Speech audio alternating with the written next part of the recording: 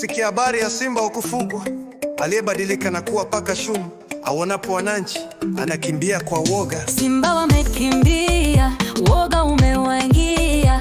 Uwanja uko wazi, lakini wao hawajaingia. Wanaogopa Yanga kwa vipigo mfululizo, wanajua tawachinja, wameamua kupotea. Simba kakimbia, Simba kakimbia, anajua Yanga ni noma.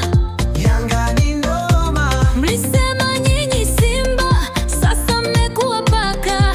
Dabi imetimia, nyinyi ni mapaka shume. Simba wamekimbia, kamudomo kamewaponza, kamudomo kamewaponza. Mlishasema ni nyinyi wenye nguvu na ushindi, lakini leo mmejificha, mmeogopa kushenyetwa. Vijana wa Jangwani wako tayari dimbani, lakini Simba we mmeamua kutokomea. Simba kakimbia, Mnajua Yanga ni noma. Yanga ni noma. Mlisema nyinyi Simba, sasa mmekuwa paka. Dabi imetimia, nyinyi ni mapaka shume.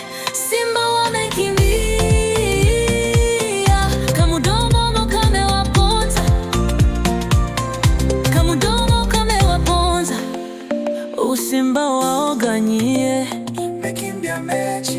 Mlitaka ushindi rahisi, lakini si kwa Yanga. Kama nyinyi ni mashujaa, basi njoni dimbani. Kamudomo kamewaponza, mmekula ngumi ya ulimi.